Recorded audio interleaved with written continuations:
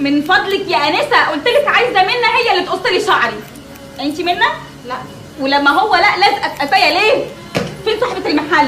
يا صاحبه المحل، يا صاحبه المحل. ما تقلقيش يا مدام، رندا زي منى بالظبط، ايديها تتلف في حرير. تتلف في حرير وتتلف في قطن. انا جايه المحل ده عشان منى.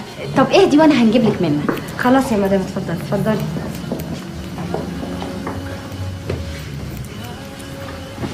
انت منى؟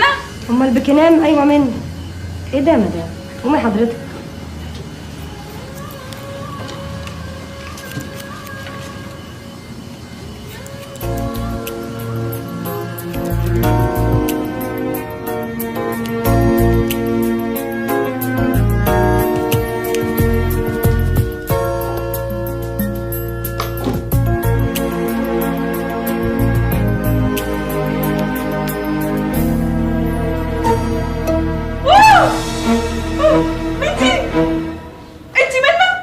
والله.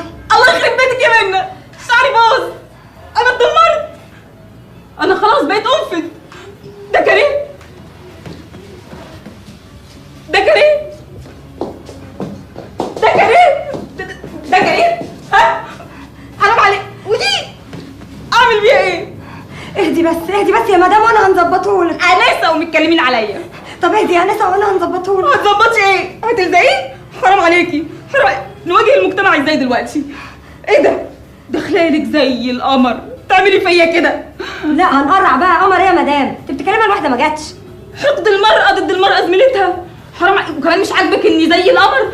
طب والله لا نروح نعمل لك محضر في اهدي بس يا مدام، اهدي، احنا اسفين جدا. مدي لي اجازتي اسبوع يا مدام. ماشي. انت تستقيلي احسن. معلش يا مدام اعذريها، اصل والدها متوفي من اسبوع بس. يا رب العيلة كلها تموت بكرة الصبح.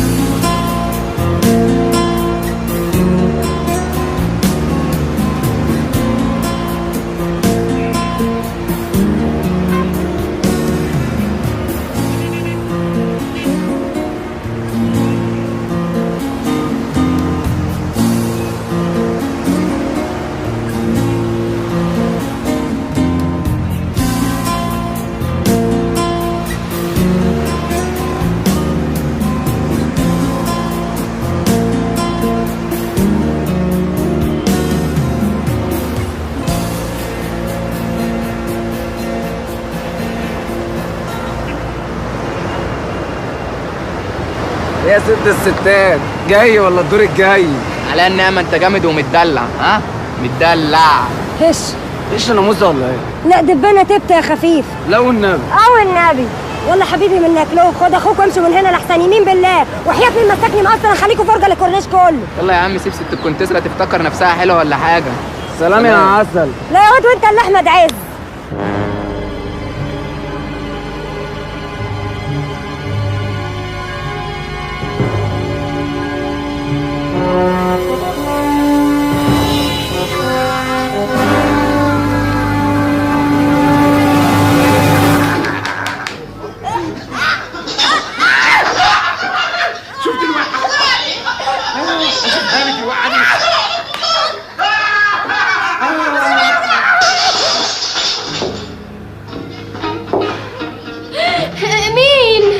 دي منى. ما انا عارفه هي منى، هي حبيبتي. جايه من البلكونه ليه؟ كنت بتنشري؟ انا مش قادره نصدق عيني، قاعدين بتتفرجوا على التلفزيون عادي كده ولا كأن في حاجه حصلت. انت يا عمتي فردوس تعملي كده؟ يا الف خساره على عمات. ايه يا منى، انت فاهمه غلط. هو ايه حصل لده كله؟ ايه حصل لده كله؟ اخوك يبقى لسه ميت وانت وجوزك اللي قاعد لي على البحر ده قاعدين تتفرجوا على التلفزيون وتاكلوا لب وسداني. لب وسداني؟ والله ما حصل، ده كاجو. كمان كاجو كمان كاجو. بصي يا منى، انا هفهمك يا حبيبتي. انا كنت نايمه في اوضتي لوحدي، ما انت عارفه، فرغالي واطي. المهم خرجت لقيت التلفزيون شغال، قلت له اخس عليك يا فرغالي، اخس عليك يا فرغالي، التلفزيون شغال واخويا حبيبي لسه ميت، امال الجيران يعملوا ايه؟ دي كدابه، هي اللي حاولت تاثر عليها باللب والكاجو، ولما تلاقت موقفي قوي وصامد حاولت تاثر عليها بحاجات تانية. ماشي. ايه منى؟ اوعي منى، شيلي ايدك، اخس عليكي، اوعي. اوعي انت، ده هيفضل عندي امانه لحد ال40. يا لهوي، لحد ال40؟ وانا اللي كنت مفكراك بتحب ابويا الله يرحمه. يا الف خساره على جواز العمات، يا الف خساره. بقى خيبه، هو كان بيحب عماتك لما يحب اخو عماتك؟ اخو عمتي مين؟ ابوكي يا منى. كنا بنحبه بس مش للدرجه دي. خلاص يبقى التلفزيون ده يتشال لحد الثانويه. وتشيلي لي الثانويه يا منى، ما تشيلي لي الجامعه احسن. ماشي يا منى، انا بقى هندهلك عمك سعيد، هو اللي بيعرف يشكمك. انت هتخوفيني اندهيه، بس يكون في معلومك التلفزيون ده مش هيتفتح في البيت ابدا طول ما ابويا ميت. اتحديني يا منى. ماشي. سعيد، اخويا سعيد، يا سيعه. في ايه؟ تعالى. ايه السعيد ده؟ في ايه؟ تعالى شوف منى وعمايل منى ويوم منى الاسود. يرضيك يا عمي، ابويا اللي ميت ما بقالوش اسبوع وعمتي دي اللي هي اخته تفتح التلفزيون؟ ما حصلش، انت بتصدقها يا سيعه؟ ما فتحتوش، هتسال الواد كتاليلا بتاع الوصله.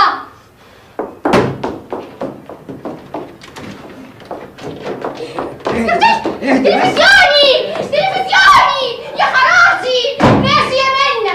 ده انا هيجيلي فتق. شفت يا عمي؟ شفت يا بنتي؟ شفت؟ ادي اخرتها. ابويا يتعمل فيه كده؟ ابويا ده اللي لموكوا كلكم في بيت واحد ولا خدش منكم الابيض ولا اسود. معلش يا منى يا بنتي، ما انت عارفه عمتك فردوس ما بتحبش النكد، بتحب الفرفشه. ومعلش دي نصرفها من انه بنك؟ ابويا اللي هو اخوها يكون ميت وتقولي بتحبش النكد؟ نكد ايه؟ ها لولا، تعالي يا حبيبتي، تعالي يا حبيبتي. لابسه احمر يا ليلى؟ عمك اللي هو اخو ابوكي ميت وانتي لابسه احمر؟ اصل النهارده الاهلي غلب، ده كان حته دي ماتش محتاج رجليكي. اول جون جاب ابو تريكه، تاني جون جابوا شيكابالا. انت اتفرجت على الماتش يا عمي؟ فتحت التلفزيون واتفرجت على الماتش؟ ها؟ دي وصيه، وصيه ابوك الله يرحمه. الله يرحمه وصاني ان انا ما فوتش ماتش للاهلي، وخصوصا المطوشه اللي بيغلب فيها 3. ما انت عارفاه كان اهلاوي متعصب. عارفه يا عمي. الله يرحمك يا بابا. يا اختي الله يرحمه بقى، ده فريد لطرش مات. سيبك، عامله لك شويه رز بلبن عجبه، بصي هيطري على قلبك. ده رز بلبن؟ وايه ده زبيب؟ وجوز الهند كمان. خلاص ما بقاش في حد عنده دم في ام العماره السودا دي. يا بابا وين يا بابا يا بابا.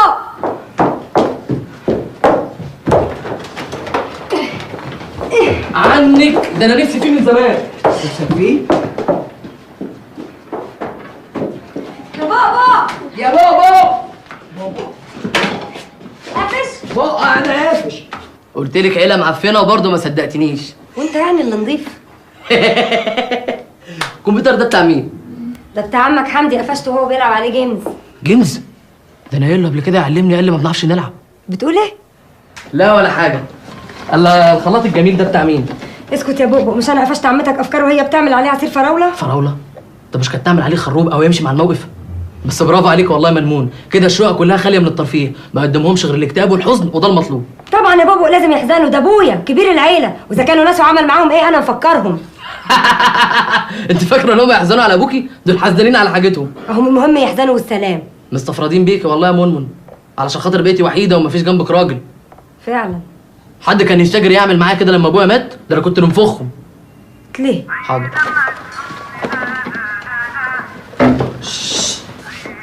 بس يا ابني. بتحط اغاني على موبايلك يا بؤبؤ وعمك لسه ميت يا واطي؟ دي اي دمعة حزن لا، يعني ماشيه مع الموقف الحزين اللي احنا فيه برضك. اغنيه يا بؤبؤ. انا مش قادره اصدق نفسي. انت؟ يا ريتني كنت مت قبل ما عملت الاغنيه دي. خلاص ولا زعلي نفسك منها، انا هشيلها ونغيرها لك ونحط لك اغنيه راحه. انا ابويا ما راحش يا بؤبؤ، ابويا هنا. طب احط لك اغنيه راجعين. هو اللي بيروح بيرجع تاني؟ لا يبقى كده هحط لك انا عايش ومش عايش، وساعتها ما نبقاش عارفين احنا نعزي ولا لا. طب اسكت يا بؤبؤ اسكت. عاشق بحب في كل لحظة، في كل نظرة عينيا بتقولها لعينيك، يتهجى قلبي معاني حبك، بحبك بموت من شوقي ليك.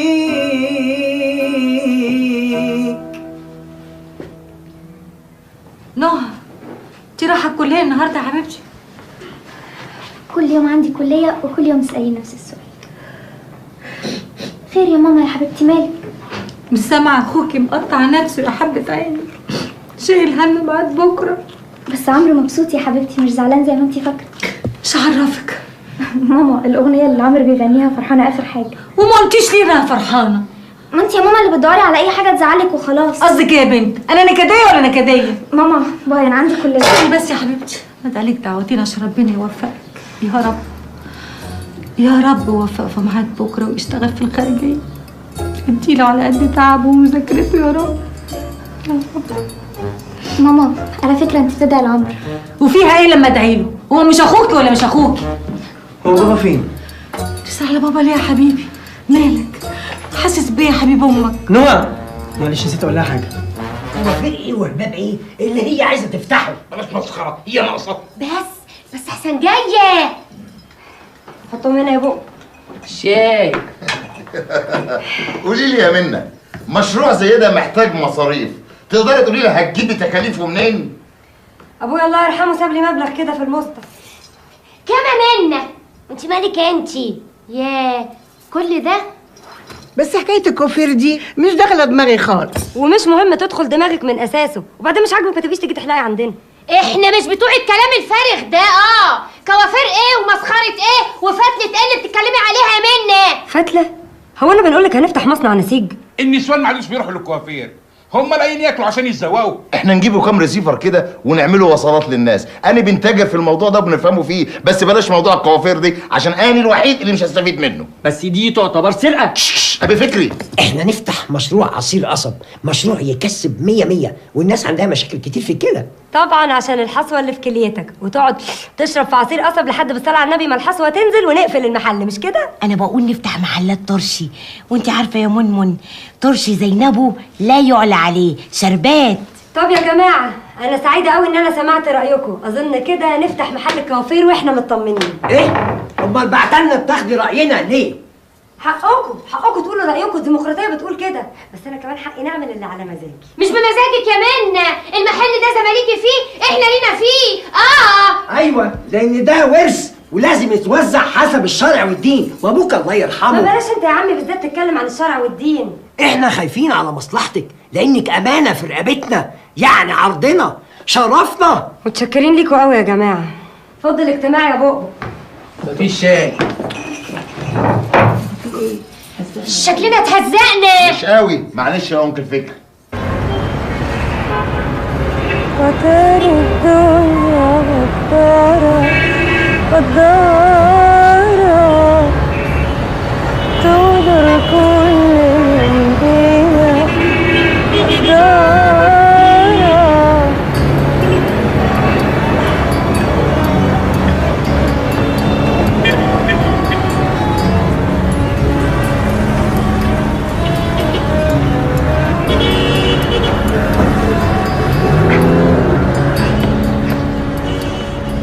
ايه اللي بتعمليه ده يا منى؟ بتزوق عربيات؟ مفيش رجاله يعني في البلد ولا ايه يا منى؟ رجاله؟ رجالة مين يا بوبو؟ الرجالة راحوا مع اللي راحوا في 73. اللي موجود دلوقتي مخلفات حروب. ثم انت ايه اللي جابك هنا؟ واوعى تقول لي صدفة، انا شايفاك وانت جاي راشق ناحيتي. حلوه راشق دي، بس الصراحه انا قصدها. بس انا بقى عايزه اقعد لوحدي. معلش يا منى، بس كلمتين بس معصلين في دماغي ومحتاجين يتربطوا يعني. اتفضل قول وصدعني يا سي بوبو. ايه رايك فيا؟ من انه ناحيه بالظبط يعني؟ يعني من حيث العفشه كلها على بعضها يعني. صراحه يا بوبو العفشه قفشه؟ لا يا رب. والله. لخص بقى وقول كنت عايز ايه؟ بصراحه كده يا منى بنحبك وعايز نتجوزك. ليه كده يا بوبو؟ انا عملت لك حاجه عشان تقول لي كده؟ عملت لك كتير يا منى، ده انت خليتيني شاعر بيكتب قصايد، ده انا الفت لك غنوه بتقول يا ساتر يا رب. ودي كتبتها بقى في حادثه تريلا ولا وانت بتلتقط انفاسك الاخيره في الانعاش؟ استنى يا بوبو، انا ما نقصدش نزعلك، بس الصراحه يعني يا بوبو انت كويس يا بوبو، بس صحيح شكلك معفن انما كويس بوبو. بصراحه كده انا لما بنبص لك بنحس ان انت حكوحه صراصير، بس انت كويس. ايوه يعني هتتجوزيني احنا منا ولا لا؟ بوبو احنا ولاد عم وزي الاخوات، انت ما بتسمعش ان جواز القرايب بتحصل فيه مشاكل كتير والاطفال بتطلع مشوهه؟ هو صحيح كده كده اللي هيحصل بردك حتى لو ما كناش قرايب، انما انت كويس. عرفنا اني كويس، هتتجوزيني ولا لا؟ نقول توري يقولوا حلبوه. يعني انت مصر يا بوبو؟ قفشت معايا يا منى. لا طالما قفشت معاك يبقى سيب لي فرصه نفكر. بس ما تاخريش عليها منى، احسن لو اتاخرتي مش هيجيلي نوم. يبقى هتنك مزنهر كده يا بوبو وعمرك ما هتنام. قشطه.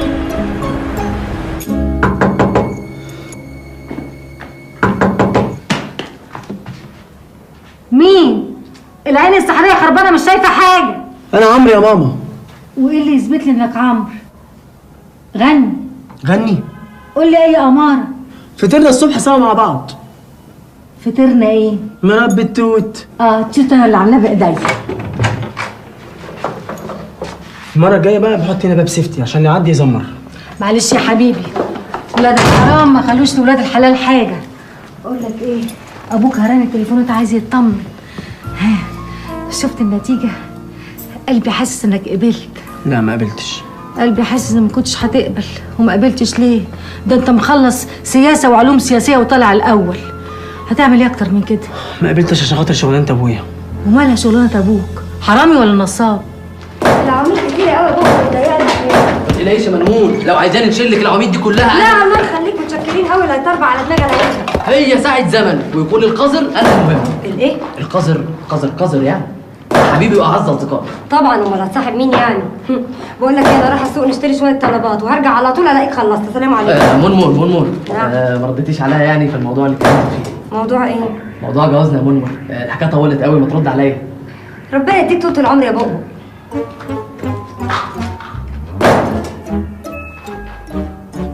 ساتر يا رب، ساتر يا رب على منا يا رب. سيبها وسيب فرامل، العفشه قفشه ووشه كمان مخروم. ايه وسمعني سلام ذئاب الجمل ديب ديب ديب.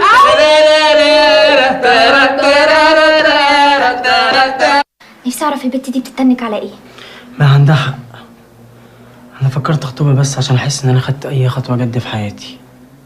انت معاك بكالوريوس 1000 واحد يتمناه، بتحضر الماجستير، كل دي مش خطوات في حياتك؟ والشغل هيجي. انتوا بتتوشوشوا في ايه؟ وانت رايح فين يا حبيبي؟ وانت ما نزلتيش على كليتك ليه؟ انا رايح اقعد مع اصحابي شويه. وانا داخله البس عشان اروح الكليه. وانا اروح فين؟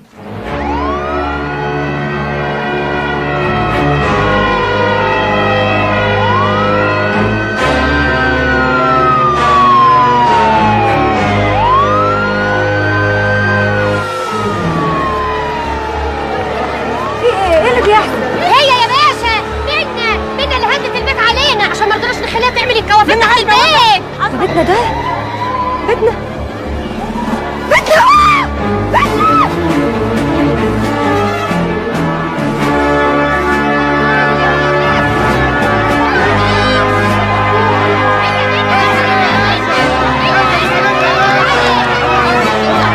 البيت واقع منا. البيت يا بابا. اهلنا يا بابا. يلا من هنا بسرعه، البوليس هيقبض عليك. سيبني اوعى سيبني. بنقول لك يلا بسرعه. يا دوبك الواد القذر بيخلص عمود الاساس الرابع وهيخش على الخامس، هوب البيت وقع. يا نهار ابوك اسود، 4 عواميد. انا مش قايله لك لا يا بابا، مش قايله لك كفايه. انا كنت عايز اوسع لك المحل عشان نثبت لك اني بنحبك. تموت علينا واهلنا عشان تثبت لي انك بتحبني. وللاسف محدش مات، اول ما عرفوا ان البيت بيقع نزلوا على الشارع على طول. يعني كلهم الحمد لله بخير نزلوا وما جراش اي حاجه لاي حد؟ يا بنتي دول بيقولوا ان انت كسرت العواميد عشان تخلصي منهم مره واحده. عمامي وعماتي بيقولوا عليا انا كده. انت لازم تهربي دلوقتي حالا، لو حد شافك هتبقى مصيبه. بس انا ما اتعودتش نهرب، انا نروح للبوليس ونقول له على الحقيقه. محدش هيصدقك، العيله كلها هتشهد ضدك وهتخش السجن. سجن؟ ايوه، انت لازم تهربي دلوقتي حالا. لا انا اتعودت نواجه طالما انا على حق. محدش هيصدقك، بنقول لك الموضوع فيه بوليس ونيابه، انت لازم تهربي حالا بره مصر.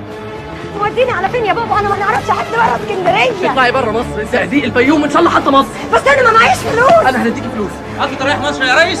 يلا بسرعه، القطر رايح مصر.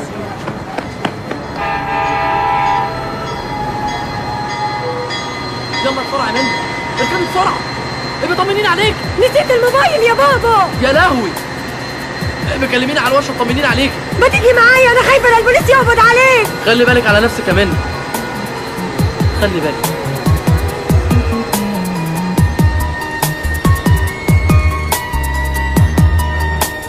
طمنيني عليك. في حاجة غلط جوانا، اتاخدني على اخوانا واتحط لوحدي في خانة صعبة ومقفولة عليا.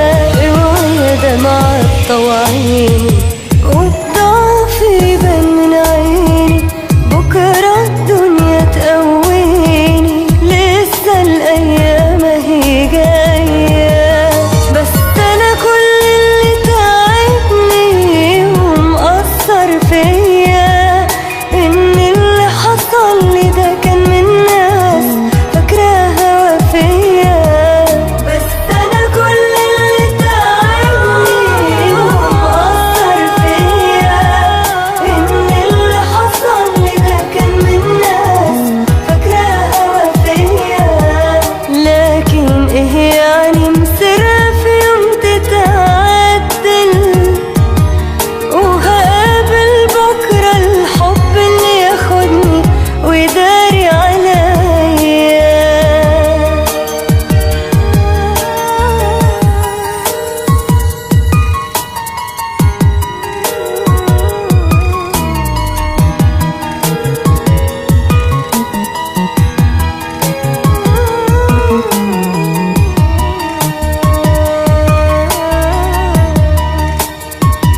هونها يا قلبي شوية، لو كان اليوم ده عليا يمكن بكرة يكون ليا، وهتضحك لينا الدنيا.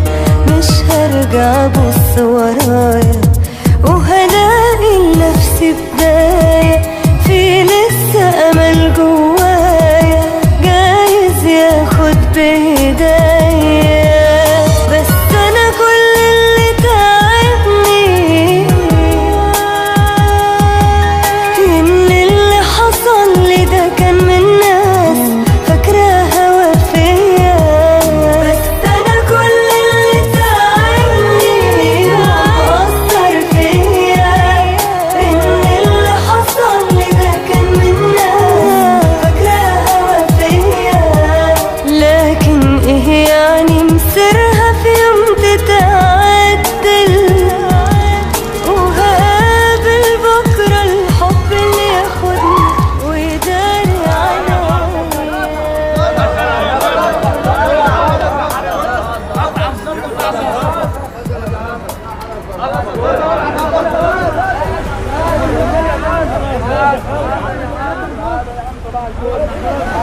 طب يا فول يا دادا. انا هنا حاضر. قال ايه يا عم الحاج، ده العيش بتاعي. معلش. هو ايه اللي معلش؟ ما لما انت تقول معلش وانا اقول معلش والزوجة ده يقول معلش خلفة البلد. وعموما والله ما انا كسبان. خد. على فين يا نسا؟ هو اتولدت منين لو سمحت؟ اتولدت؟ ليه؟ فاهمة نفسك بتاكلي في كنتاكي؟ ايدك على الحساب. الحساب اي هرستني. امسك يلا.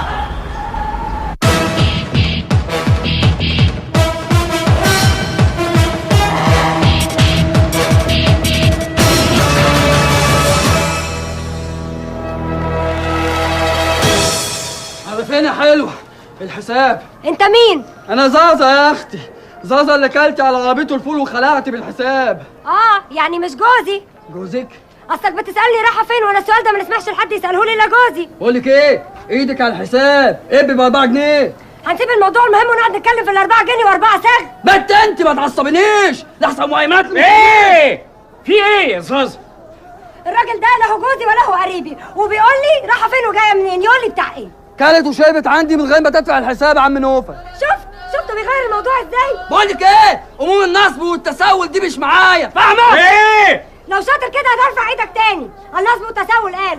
طب انا يا عم نوفل من يوم ما عرفتني عمري نصبت عليك في حاجه؟ لا الامانه ربنا يا بنتي. يا ستة خلصيني هات الحساب. خلاص الحساب عندي انا يا زازا. خلاص ابقى اجي احلى بيهم عندك يا عم نوفل. يلا كل حي يروح لحاله.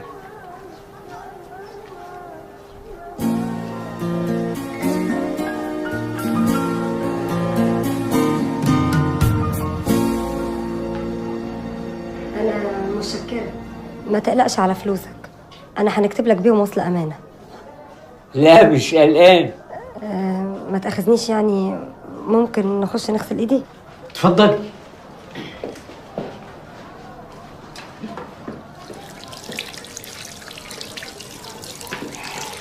بس انا شايفه يعني ان المحل ما فيهوش لا شعره مرميه كده ولا كده. هو مش شغال ولا ايه؟ كل واحد عنده الحلاق اللي بيحلق عنده. هو انت جديد في الكار؟ انا في الكار ده بقالي 40 سنه. 40 سنه ولسه ما ربيتش زبون؟ ناوي تربيه امتى بقى فوق ال60؟ انا عندي محل ملك، محل شيك في جاردن سيتي. انا نسمع عن جاردن سيتي دي انها حته كلاس، حتى شفتها في المسلسل بتاع حسين فهمي ومحمود قبيل وعزة ابو عوف، وبالاماره كان معاهم مدام صفيه العمري. لا واضح انك غلبويه على الاخر. هو المحل ده مش بتاعك؟ لا ده ايجار جديد. طب ويبقى عندك محل ملك في حته كلاس زي جاردن سيتي وتأجر محل في المكان البيئه ده؟ دي حكايه طويله عريضه. انت اسكندرانيه باين من لهجتك. ايوه اسكندرانيه.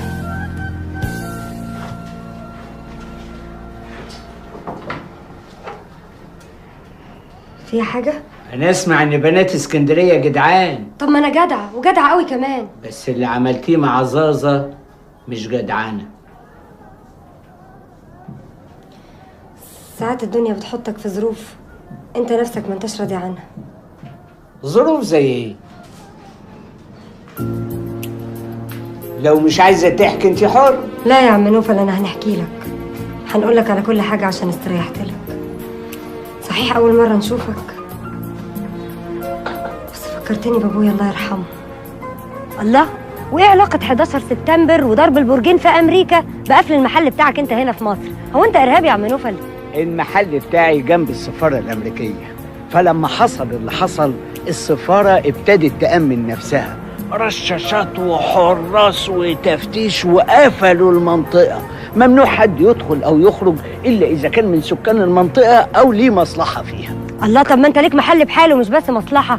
المشكله مش مشكلتي انا، مشكله الزباين اللي بتيجي من كتر اللي بيحصل لها زهقوا قطعوا رجليهم. قمت انت طبعا جايب ضلافها. حاولت اشتغل كذا شغلانه تانية ما قدرتش، لقيت نفسي ما ينفعش غير حلاق. خدت المحل اللي انت شفتيه ده. يا عم نوفل انا مكسوفه قوي. تعالي بس، دي خيريه والعيال هيحبوكي قوي وانت كمان هتحبيهم. طب بس امشي في السكه اشوف نفسي كده حلوه وروحي عجباني، واتمنى قبله ولو صدفه يشوف تسريحتي وفستاني.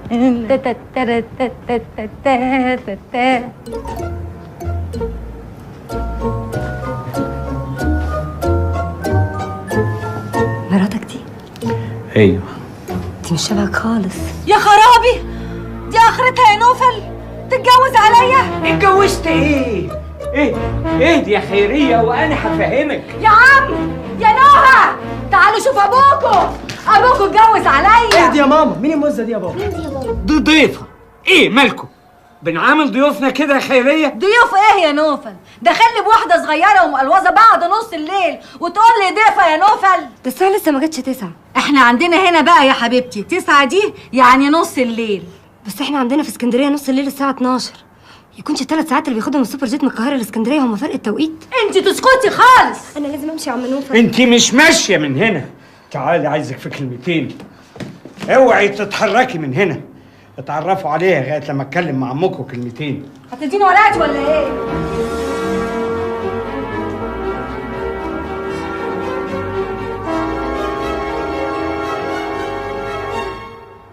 عم نوفل ده راجل طيب قوي، بيفكرني بابويا الله يرحمه. وطبعا انت صدقت على طول حكايه بيتها اللي وقع، وانها جت على هنا عشان تدور على شغل بعد ما البيبان كلها اتقفلت في وشها في اسكندريه، مش كده يا اخويا؟ وما صدقهاش ليه يا خيريه؟ يا نوفل الدنيا ما بقتش امان دلوقتي، واقطع دراعي من هنا ان البت دي عامله لها عامله وهربانه منها. لا عامله ولا حاجه. البنت كويسه وانت عارفه كويس قوي ان انا بفهم في البشر واعرف مين الصادق ومين اللي بيكذب. ما هو المصيبه اني عارفاك يا نوفل، وهتفضل قاعده معانا لحد امتى ان شاء الله؟ لحد ما ربنا يسهل لها وتلاقي شغل. اطلعي يا خيريه، راضيها وخديها في حضنك، دي بنت غلبانه. انا ما باخدش حد في حضني، افرض انها عيانه ولا عندها مرض معدي. ما تقلقيش، صحتها زي الفل، اطمني. انت كشفت عليها؟ وانا كليه هندسه قسم عماره. وانت معاكي ايه؟ ده منديل ورق. مش قصدي معاكي ايه في ايدك، قصدي معاكي ايه شهاده. انا معايا دبلوم تجاره. ومالك بتقوليها كده وانتي مكسوفه؟ اصلها ماهيش امله يعني عشان نقولها لكم متلحنه. كان نفسك تخش الجامعه؟ لا والله مش فارقه، دلوقتي خريج الجامعه زيه زي بياع البصل، ده يمكن بياع البصل حالته احسن كمان. وبتشتغلي؟ انا فنانه، بنشتغل في هوايتي، بنموت في حاجه اسمها قص الشعر. وناجحه في مهنتك دي؟ انزل انت بس اسكندريه واسال في اي محل كوافير عن منها، هتعرف ان انا متصيطه هناك قد ايه. ولما انت متسيطه قوي كده في اسكندريه، ايه اللي رماكي على القاهره؟ خيريه عايزه تعتذر لك يا منى. انا قلت لك عايزه اعتذر لها؟ معلش. ما لما انت تقولي معلش وعم نوفل يقول معلش والاستاذ يقول معلش والاستاذه تقول معلش، خربت البلد. كلبسات دي لسانها طويله يا نوفل. انا كان قصدي بس نفهمك. ليه شايفاني غبيه ولا ايه؟ بتهزر معاكي يا خيريه. يلا يا نهى، خدي منى وادخلي على اوضتك تغير هدومها عشان هتنام معاكي. حاضر يا بابا. عم نوفل، واحنا هنخش ننام كده على طول؟ في حاجه؟ جعانه. كلك نظر. خلاص هنعشيكي. ايه هنعشيكي دي يا عم نوفل واحنا بنشحت منك؟ انتوا بتتوشوشوا في ايه؟ لا دي منى بتسال ان كان سرير نهى يسعهم هما الاتنين ولا لا. اسالها العشاء ايه؟ والعشاء ايه؟ في جبنه وخيار. الله، طب وبتقولي لي انا ليه؟ هو انا اللي بنسال ولا جوزك؟ روحي غيري هدومك، يلا في اوضه نهى. لا مش عارفه، لسه على حسب ما اشوف ظروفي كده هنزل امتى. ايه؟ طب وليد هكلمك بعدين.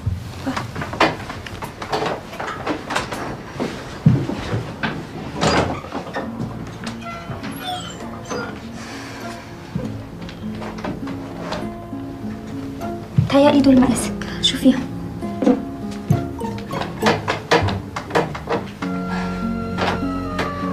ما قلتليش انت جايه هنا تدوري على شغل ولا هربانه؟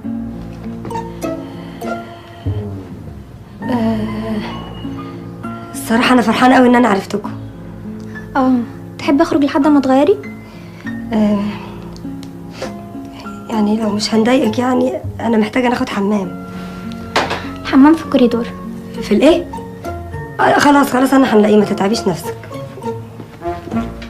ماني اعور ماشي، واقتل ماشي، انما اخش النيابه ده اللي مش ممكن ابدا. قراءة قذر، ده انت دخلت النيابه اكتر ما دخلت بيتكم. ببقى اني عملت عمل، انما التهمه دي اني ماليش دعوه بيها، اني هنقول لهم على كل حاجه. هتقول ايه يا قذر؟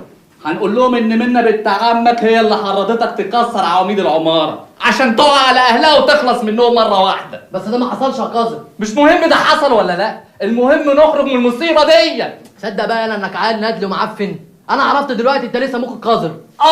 قذر يا قذر. نعم. نسيت لما كنت بنظبط لك في حشيش وبانجو؟ نسيت اللي كنت بعمله مع زكي اخوك الله يرحمه؟ مين اللي كان بيظبط له في حقن الماكس؟ مين؟ انا. واخر جرعه زياده خدها ومات كنت انا اللي جايبها له. اخويا مات. يا عم خلصني من المصيبه دي. الهدوم عندكم بتتنشر فين؟ حبال في البلكونه. بلكونه؟ ما تيجي نقصلك شعرك بدل ما انت عامله زي نعسه كده. انت بتقصي كويس؟ انا نهزر في كل حاجه الا قص الشعر. ها البلكونه فين بقى؟ بره عندك الريسبشن. انهول.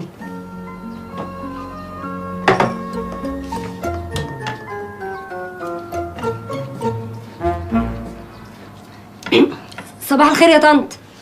ايه ده؟ انت مين؟ انا منى بتاعت امبارح. افتكرتك. تحبي نساعدك في حاجه يا طنط؟ لا، وبلاش حكايه طنط دي. امال نقول لك ايه يا خالتي؟ لا خالتي ولا عمتي، انا ماليش اخوات وما احبش حد يقول لي يا خالتي. امال نقول لك ايه بس يا ابيه؟ يا ابيه؟ بلاش تقولي حاجه خالص.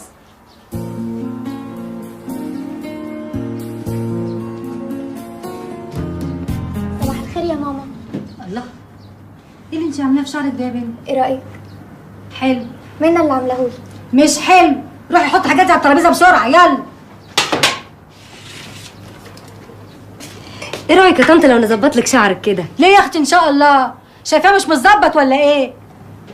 خلي منى تقصهولك يا ماما، دي ايدها في القص جامده اخر حاجه. لا عاجبني كده. بس المهم يعجب عم نوفل. هو اشتكالك؟ الحكايه باينه الصراحه، يعني مش محتاج يشتكي عشان نفهم. منى عندها حق، شكل شعرك مش حلو كده يا ماما، يعني محتاج شويه تظبيط وهيبقى جامد اخر حاجه. ليه؟ ما انا طول عمري شعري كده، اشمعنى دلوقتي خدتي بالك انه محتاج تظبيط؟ ولا اللي اسمها ايه دي سخناكي عليا؟ صباح الخير. صباح الخير. صباح الخير. منى قصت لك شعرك مش كده؟ عجبك؟ ده عادي. ما كنتش اعرف انك شاطره كده. لا واضح ان هي فنانه فعلا. يعني القصه عجبتكم بجد؟ انت اول مره شعرك اصلا تقصي قصه حلوه. انتوا مكبرين الحكايه قوي على ايه؟ دي بوظت شعر البنت، الاول كان احسن بكتير. انت بتبصي لي كده ليه؟ هو انا بصيت لك ولا فتحت عيني حتى؟ كبري. مش رايح الكليه التابع؟ لا انا عندي انترفيو كده، شغلانه واحد صاحبي جايبها في شركه محمول. والماجستير؟ انا هشتغل واعمل ماجستير. على الاقل اشيل الحمل عنك شويه. حد اشتكالك؟ انا قصرت معاك. ما تسيبه يا نوفل يشتغل ويصرف على نفسه، هتفضل تصرف عليها حد امتى؟ يبقى انت اللي قومتيها في دماغه، ما انا عارفك لما تزني على ودان حد. ماما ملهاش دعوه، وانت ليه مش متخيل ان انا ممكن اجمع بين الدراسه والشغل؟ صاحب بالين كداب، واحنا ما صدقنا وصلنا للي انت وصلت له. هو ايه اللي انا وصلت له؟ مفيش شغل غير لما تخلص الماجستير بتاعك والدكتوراه كمان، وشغلك هيكون في وزارة الخارجية، ده آخر كلام عندي. رافضني في الخارجية يا بابا، رافضني. حاضر. حمرا قوي يا قوطة بتاع الخزين يا بصل. صراحة يا عم نوفل شقتك حلوة قوي، بسم الله ما شاء الله، شرحة. أنا مش بنقر، أنا عيني باردة. خدتها أيام الرخص، ما هي دي الشقة اللي أنا اتجوزت فيها، كانت الشقة في المقطم ببلاش.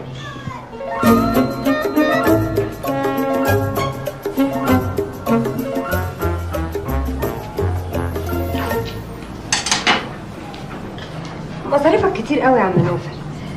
كلية نهى وعمرو وإيجار المحل ودواء الضغط والسكر اللي بتجيبهم لنفسك. عرفتي منين؟ من شكل مراتك طبعا. بتجيب الفلوس دي منين؟ بتصرف. بتتصرف ازاي يعني؟ اوعى تكون بتبيع بانجو يا عم نوفل. أعوذ بالله. يبقى مقضيها شحاتة. لا يا بنتي، في طريقة تالتة بيعملها المواطن المصري غير المخدرات والشحاتة، بيستلف. تستلف؟ ليه كده يا عم نوفل؟ ده حتى بيقولوا ان السلف تلف. ليه كده؟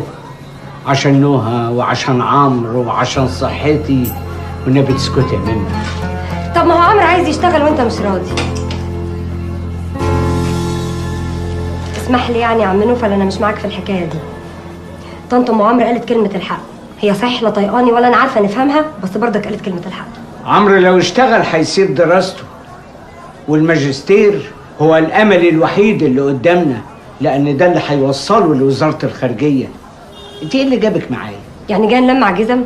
جايه نشتغل نحلق طبعا. بتعرفي تحلقي للرجاله؟ انا نهزر في كل حاجه الا الحلاقه.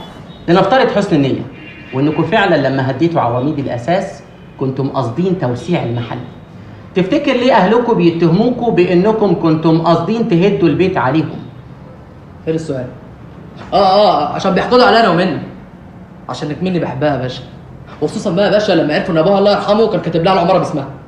ولو الكلام اللي انت بتقوله ده صحيح، تفتكر منى هربت ليه وفين؟ ايه ده؟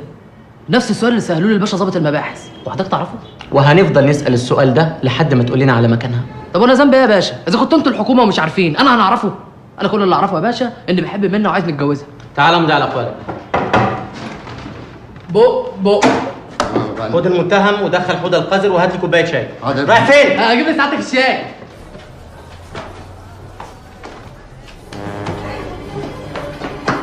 ايه المخلوق ده يا عم نور؟ ده لونا الأهواج. ايه الحلاوة دي؟ صاروخ وربنا صاروخ. صاروخ لما يلهفك، انت مالك بتحلى فيا كده ليه؟ قريبتك دي يا عم نوفل؟ قريبتي وبتشتغل معايا. حط الشاي واتكل. والنبي تحلى ايدي. انصرف. ابص ايديك تحلى ايدك. اعوذ بالله من غضب الله. نهايته حلقت الشعر ب10 جنيه والدقن ب5. كده كنينه وانت شبه الخروف. عشان تحط ايديك على شعري عايزاني ادفع 10 جنيه. امال لو بوستيني ادفع كام؟ بستك حيه يا معفن. ولا يا نونا احترم نفسك. انا عارفه ده جاي يهزر يا عم نوفل. ولا انت مش حطيت الشاي؟ اتكل على الله كل عيش. اصلي بكره الحلاقه وبحلق كل فين وفين. ما هو باين من العنكبوت اللي معشش في نافوخك. عشان خاطرك انت هغير مبدئي واحلق. طب اتزرع هنا يا جماعه. زرع. خايف مرة أحب وعارف ليه أنا قلبي خايف. شفت الحب بيبكي ويضحك ملوى عيون وشفايف. بس كنت هنسى.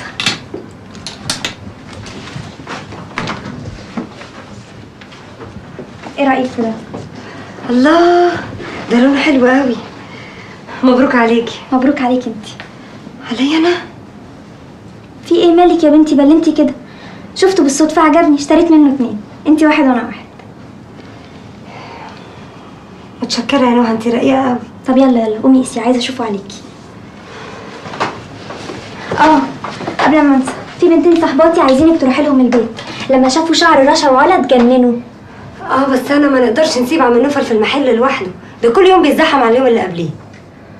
طب ايه رأيك لو جبناهم هنا واحدة ورا التانية؟ ايوه، عشان امك ترمينا واحدة ورا التانية من الفرندا. طب وبعدين اقول لهم ايه؟ دول مصممين انك تقص لهم شعرهم، وانا بصراحة وعدتهم. بنفكر نجيبهم في المحل. طب ازاي يدخلوا محل رجالي؟ طب انا في فكرة كده في دماغي، بس الفكرة دي لازم نوافق عليها عم نوفل الاول، ان احنا نجيبهم بدري قبل ميعاد الشغل. دي فكرة جامدة قوي. الله، ده مين اللي بيغني ده؟ ده عمرو. عمرو دياب؟ لا عمرو اخويا يا منى. في ايه؟ ايوه عمرو. طب هو انا ممكن نروح نسمعه كده وش خبط لزق يعني؟ هو انا هعرف اذاكر بينك النهارده؟ خلي بالك انت كده ممكن تكوني سبب في فشلي، ودي جريمه يعاقب عليها عم نوفل بالاعدام شنقا.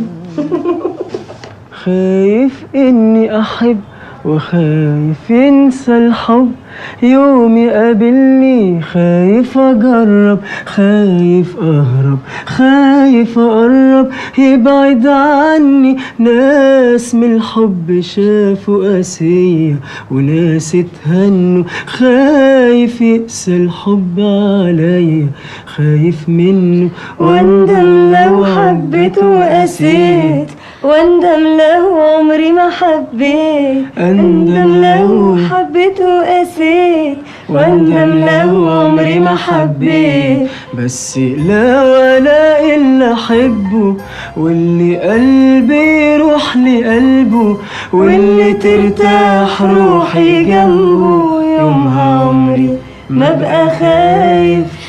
منى اصرت تسمعك فيس تو فيس. انا ما اصرتش. طب ومالك زعلانه كده؟ خلاص يا ستي ما اصرتيش. بس لو عايزه تسمعيني بقى، انا عازمك في عيد ميلاد وليد صاحبي. هغني هناك اغنيه بتاعتي انا. امتى؟ يا سلام، يعني مش عارف امتى؟ طيب انا هدخل اكمل مذاكرتي.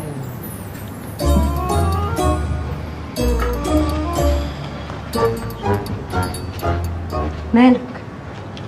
مش عارف، عايز اخرج بره نفسي شويه. تخرج بره نفسك ازاي يعني؟ انت عمرك ما خرجتي بره نفسك قبل كده؟ نخرج بره نفسي نروح فين؟ طب فرضا يعني خرجت بره نفسي معرفتش نرجع لها تاني، نعمل ايه ساعتها؟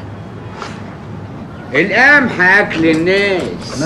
عملوه بنزين للعربيات كمان يبقى ليها حق الحياة تولع. ده كمان اهلا يا خالتي. في 2 جوه عايزينك تحلقي لهم. مين الأمور؟ ده مكاوي صاحبي بيجي يقعد معايا اهو ندردش شويه. ده بقى تفهمه ان هنا مكان شغله واكل عيش وتخليه يروح لامه. معلش سيبيه قاعد معايا شويه. ايوه عليك يا عم نوفل وعلى طيبه قلبك. ما لما انت تقول معلش ومكاوي اللي بيمقق فيا ده يقول معلش نقفل الدكانه بقى. خلاص كروشيه على المداري. ازيك يا عم مكاوي؟ ما شاء الله كبرتي وحلويتي اهو. حلوت؟ ده على اساس يعني ان انا كنا بنلعب قدام باب شقتك من 14 سنه. قوم يلا عشان نحلق لك. قوم. تحلقي لي؟ امال انت كنت جاي هنا ليه؟ انا جاي اقعد مع نوفل نتكلم ونتناقش في امور الحياه. تتناقش؟ ليه قالوا لك عليه صالون ثقافي؟ ده صالون حلاقه. يلا بقى بلاش غلبه خلينا نحلق لك ونخلص. انت اللي هتحلقي لي. ما ينفعش. لا تنفعي قوي يا جميل. طب يلا. برافو يا منى. كان نفسي اشوف مكاوي ده قاعد على كرسي الحلاقه من سنه، ان شاء الله حتى يحلق دقنه. اما نخش نحلق له ولا غير كلامه يا عم نوفل؟ يلا. لا مؤاخذة يا كباتن هنحلق لعم مكاوي الاول عشان هو حاجز من امبارح. انا عايز احلق زيرستيشي. انهون؟ زيرستيشي بتاعت عمرو دياب في قمرين. قصدك فرساتشي؟ هي دي. فرساتشي مين يا عم مكاوي؟ انا نعمل لك قصه عماد حمدي ونضرب لك 7 كيلو فازلين في راسك ونرجع لك شعرك لورا. لا لا لا دي قديمه قوي. وانت يعني اللي جديد؟ اقول لك حطي لي جلد. بس يا عم مكاوي انا عرفت. انا هنعمل لك شعرك سبايكي. ايوه جاي. احلى شاي في ال50. الله ينور عليك. شربوا يا شباب. 2 شاي. 2 شاي. بقول لك ايه؟ مين الموزه اللي محل عم نوفل دي؟ ما تقولش عليها مزه، دي منة وانا هخطبها. هي بتحلق للشباب؟ ما هي اللي حلقالي. ما هو باين ان حلقالك. طب سك على الشاي.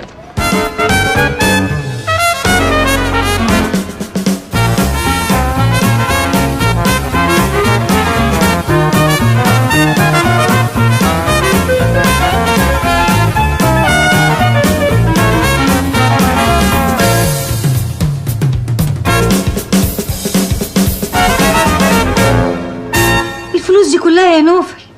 ده انا نسيت شكلها. ده انت بقالك سنين ما بتطلعش قرش غير لما بطلب. ربنا فرجها يا خيريه ومنى هي السبب. هي البت دي هتبلط عندنا على طول.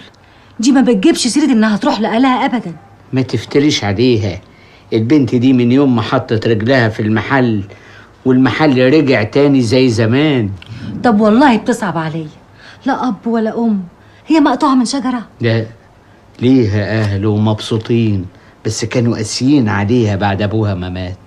طب ما تكملش قطعت قلبي.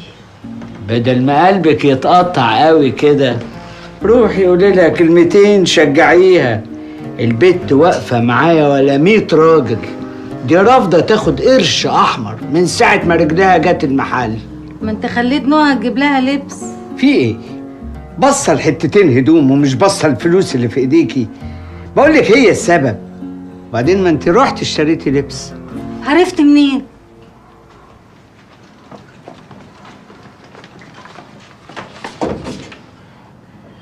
اتفضل انت. لا اتفضلي انت.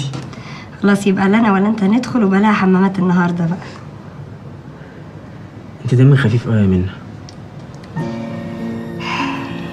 انت حسك حلو قوي. عجبك؟ يا لهوي ده عجبني موت. تعرفي انت شكلك كده عندك حس فني عالي قوي. انا كنت عايزه نعرف انت بتخرج برا نفسك ازاي، يعني عشان نعمل زيك وكده. انتوا بتعملوا ايه؟ لا لا لا احنا كنا عايزين ندخل الحمام. تدخلوا الحمام؟ مش مع بعض. انت هتحكي لي ظروفك، انا هدخل الاول عشان معذوره. واحنا كنا بنقول ايه؟ هي حصلت يا بؤبؤ. اني نخش المحكمه. يا حوده ما تحسسنيش ان رجليك كانت واخده على قصر ثقافه الانفوشي. وبعدين ده انت امك اتمسكت بقرش حشيش وهي حامل فيك وولدتك في جلسه محكمه الاستئناف. وبعدين ده المحامي قال لي انه هيحاول يطلعنا من النيابه. بص بقى يا بؤبؤ، عشان انت صاحبي وحبيبي واكلين عيش وملح، وعشان ما تتفاجئش الموضوع ده لو وصل المحكمه اني هنقول للقاضي على كل حاجه.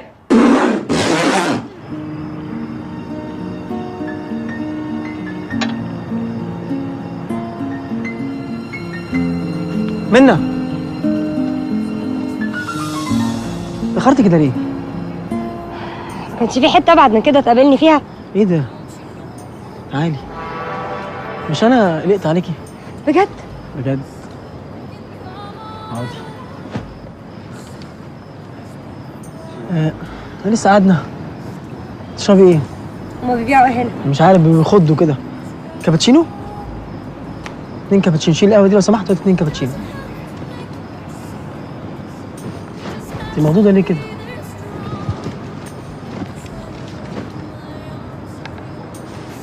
انت بتهربي مني ليه؟ انت كنت قلت لي انك عايزني في حاجه مهمه. محتاجه اتكلم معاكي شويه. اتكلم. انا عارف ان انت اللي شغلتي المحل وليك الفضل بعد ربنا في استقرار حالتنا الماديه. وايه كمان؟ انا ما اقبلش ان انت تصرفي علينا. انا لازم اشتغل.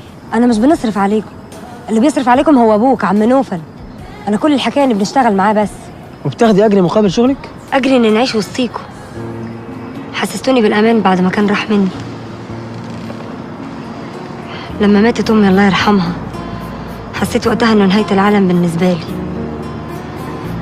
بس قدر ابويا ياخدني في حضنه ويعوضني عنها لحد ما جه وقته هو كمان وربنا افتكره. ساعتها حسيت اني بنواجه العالم لوحدي لحد ما جيت بيتكم. غريبة الدنيا دي، معاك فلوس الناس كلها تتلم حواليك وتطمع فيك، ما معاكش محدش يطيق يبص في وشك.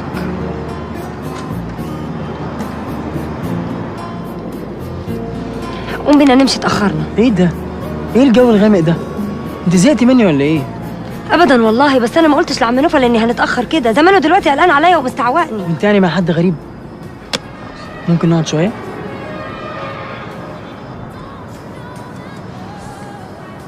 اسمع بقى يا عم عمرو، علشان تقدر تحقق حلمك لازم تبقى اكبر من الحلم. لو حسيت للحظه انك اصغر منه عمرك ما هتقدر تحققه. اليأس بيضيع اصحابه احيانا. تعرفي انك مفاجأة بالنسبة لي. كل يوم بكتشف انك اجمل من اليوم اللي قبله. شكرا. انا ما قصدتش شكلك. لا انت جميلة طبعا، بس انا اقصد جمال المضمون. يعني انت انسانة جدعة وذكية وبتفهمي. هتيجي معايا عيد ميلاد وليد؟ انت عايز ايه؟ انت عارفة.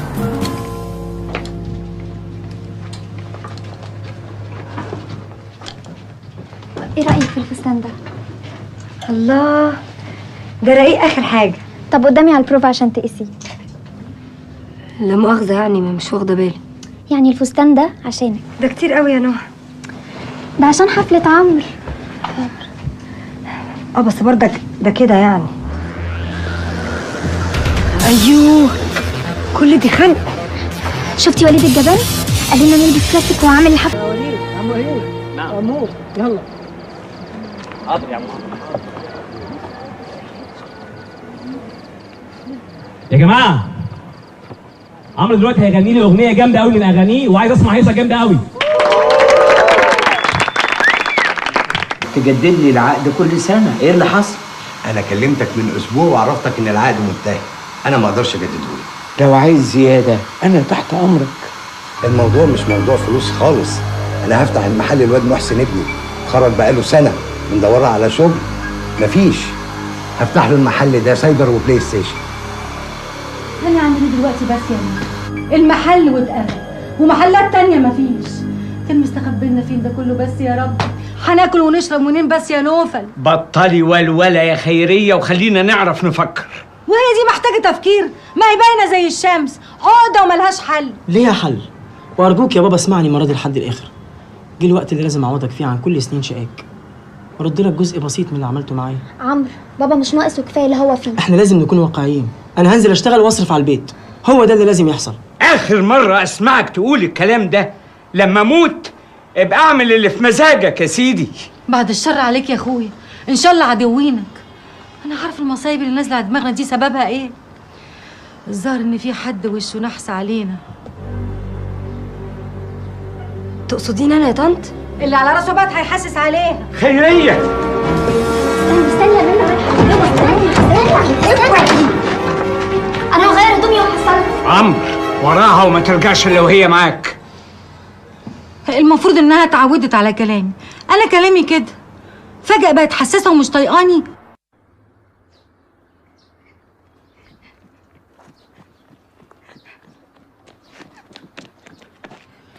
هتروحي فين؟ انت متعرفيش اي حد هنا. ارجعي معايا البيت. هنتمشى شوية عشان نهدى. محتاجة نخرج برا نفسي. محتاجة ايه؟ تخرجي برا نفسك؟ ارجع انت يا عمرو، انا لما هنتمشى هنفوق وهنرجع على طول. نروح فين يعني؟ انت قلتي نتمشى، يعني انا وانتي، ولا ده يضايقك؟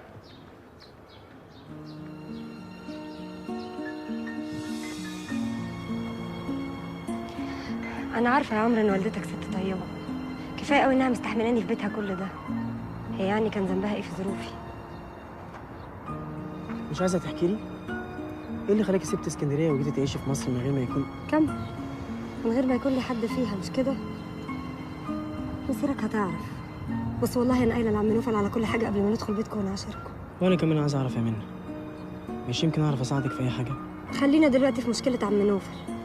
انا الصراحه كنت بنفكر نرجع اسكندريه واللي يحصل يحصل، بس لما خرجت بره نفسي وشرتها لقيت ان ما يصحش نسيب عم نوفل في الظروف اللي زي دي برضك. انت شايفه ايه؟ لازم نفتح محل جاردن سيتي، نجرب مش هنخسر حاجه. تفتكري بابا يوافق؟ ده تقريبا فقد الامل فيه. لا يا عمرو لازم يوافق، لازم انا وانت نحاول نقنعه. يبقى ترجعي معايا البيت، صح؟ عشان خاطر عم نوفل بس، حد تاني لا.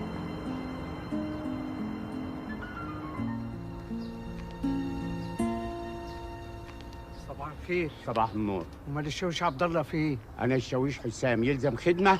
لا انا صاحب محل الحلاقه اللي جوه وعقد الملكيه اهو. اتفضل خش. شكرا.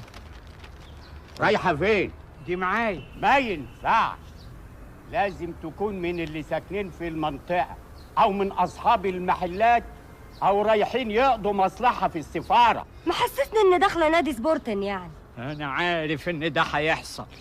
الانسه شغاله معايا في المحل. وبتشتغل ايه بقى المزمزيل في صالون الحلاقه الرجالي؟ مربيه اطفال. يعني هنكون بنشتغل ايه؟ بنحلق للزباين طبعا. هي منى. وانت اهلك بقى اللي كانوا مفكرينك هتطلع لواء ومسموك حسام؟ يا بنتي مش كده امال. في ايه؟ في ان الراجل ده بيقول على نفسه حسام لما هو اسمه حسام، امال حضرتك يبقى اسمك ايه؟ علاء بيه. استنى، الموضوع بالظبط؟ الموضوع اننا بنشتغل مع عم نوفل في المحل اللي جوه والراجل ده مش عايز يدخلنا. وانت فعلا بتشتغلي معاه؟ او ربنا يا علاء بيه، وليك عليا نحلق لك اول مره ببلاش. بطاقتك؟ بطاقه؟ ليه البطاقه يا علاء بيه؟ ايه بطاقتك فيها مشكله؟ لا لا لا مفيش مشكله.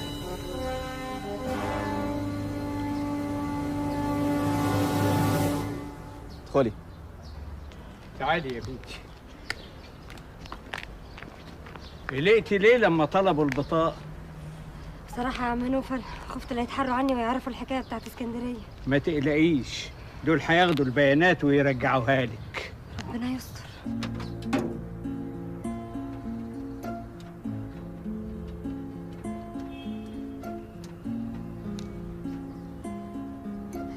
الو، ورشة الحاج بيجو؟ نقدر نكلم الأستاذ بابو الميكانيكي؟ ما انت اتصلت قبل كده وقلت لي. أنا أول مرة نتصل. لا أصل أنا خالته مديحة، دوكا اللي اتكلمت قبل كده دي خالته سميرة. بابو لسه بيحققوا معاه في حكاية وقوع العمارة. إيه ده؟ طب شكرا. طب اسمعوا دي. خدت بعضي وسبت الصالون ورحت اشرب كوبايه شاي في القهوه اللي جنبنا. خلصت الشاي ورجعت الصالون الاقي منى مقعده مين قدامها؟ العقيد علاء شخصيا بتحلق له وبيحكوا مع بعض كانها تعرفه من 10 سنين. ده انتي مشكله يا منى. بجد؟ اول مره اشوف بنت زيك كده، جدعه وجريئه. متشكره يا عمرو. هما بنات اليومين دول كده وشهم مكشوف، لا يتكسفوا ولا يختشوا. متشكره يا طنط. ايه متشكره دي؟ تاني يا خيريه؟ كلمتي هي اللي بتقف في الزور يا نوفل. بابا انا سلمت البحث بتاعي خلاص، ادعي لي بقى. بدعي لك يا ابني، انت ونهى ومنى. يا رب يا عمرو تنول اللي في بالك وتحقق كل احلامك. ادعي له يا طنط، ده حتى بيقولوا ان دعوه الام مستجابه. انت مالك انت، ادعي له ولا ما ادعيلوش؟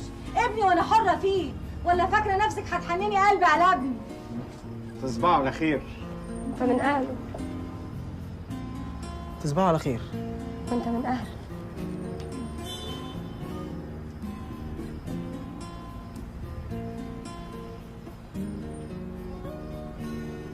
ما تقوموا انتوا كمان، قوموا وسيبوني، ما انا عارفه مفيش حد طايق لي كلمه في البيت ده. عيني على بختك يا خيريه.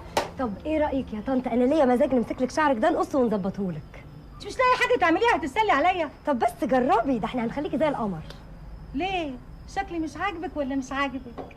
دي منى لو قصيت لك شعرك يا ماما هتعمل لك نيو لوك جامد اخر حاجه. اللوك ده تعرفوه انتوا، انما لما احب اقص شعري مش اي حد يقصهولي، انا عندي الكوافيره المخصوصه بتاعتي. هي مين دي يا ماما؟ بعدين اقول لك. طب ايه رايك بقى ان محدش هيقص لك شعرك غير انا؟ يا ستي مش عايزه اقص شعري، هو القص بالعافيه؟ بالعافيه، تعالي معايا. ماما ما تعصلجيش معايا. طيب خلاص هاجي معاكم، بس لو جرالي اي حاجه بقى هوديكم في داهيه، وانت بالذات. بس جربي مش هتخسري.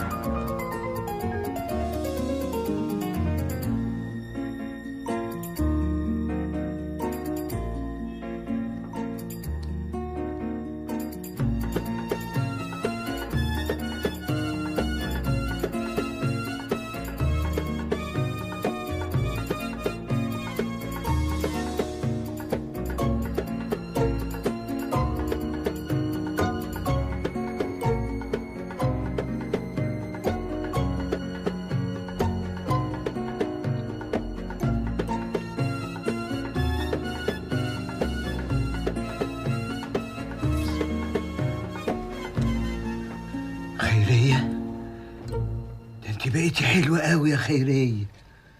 ايه منى رضيت عنك؟ ليه؟ هو انا كنت وحشه ولا ايه؟ وبعدين مين المنفوسه دي اللي ترضى ولا ما ترضاش؟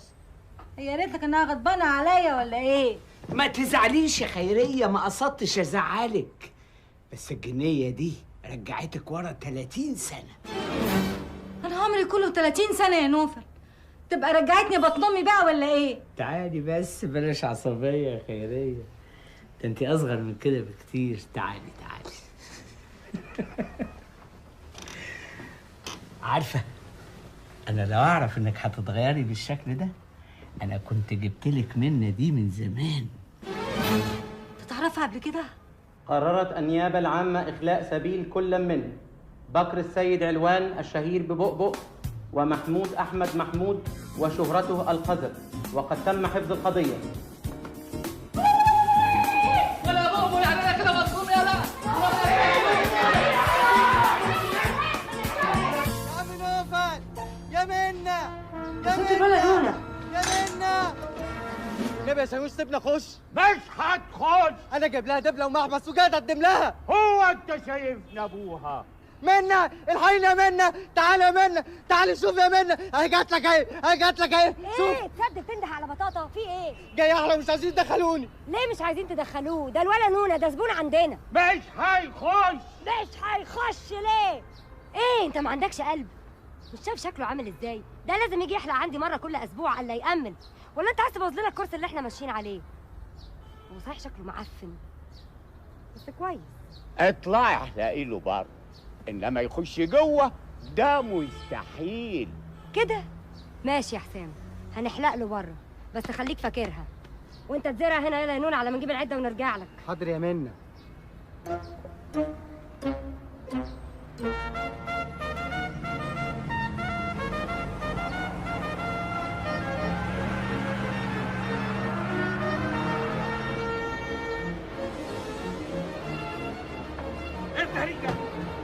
ايه اللي بيحصل عندك ده يا شوقي؟ يلا بنت انت هون هنا، يلا يلا. ايه انا مش بنت وانا اسمي منى واقفه برد الحكومه. نعم يا اختي. مالكش دعوه بيها. طب يلا اخرج من هنا وانت كمان يلا. طب ايه اقولك بقى ان انا مش هنتعتع من هنا غير لما نحلق للولا نونا شعره. ابرك يا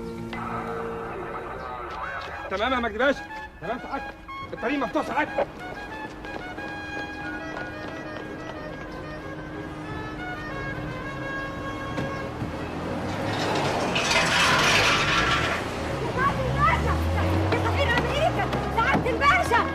باشمهندس يا هندسه يا باشمهندس.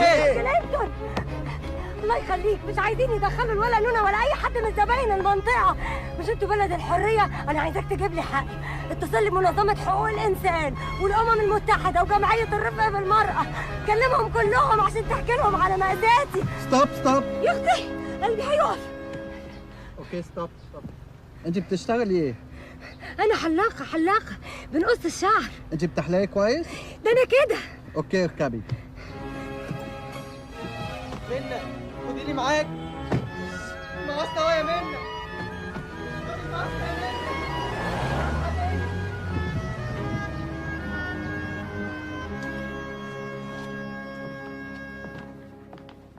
لا مؤاخذة يا باشا، أنا هنقول لك الحق، والحق برضك ما يزعلش ولا إيه؟ اوف كورس. كورس. الصراحة يا باشا أنا مش عاجباني الأعمال اللي بتعملوها فينا دي. يعني احتلتوا أفغانستان وماشي، العراق وسكتنا، إنما تيجي لحد عندي وأنا قاعدة بنشتغل في الواد نونا أكتر من كده يبقى تو ماتش. وده مصري ده يا باشا ولا أمريكي؟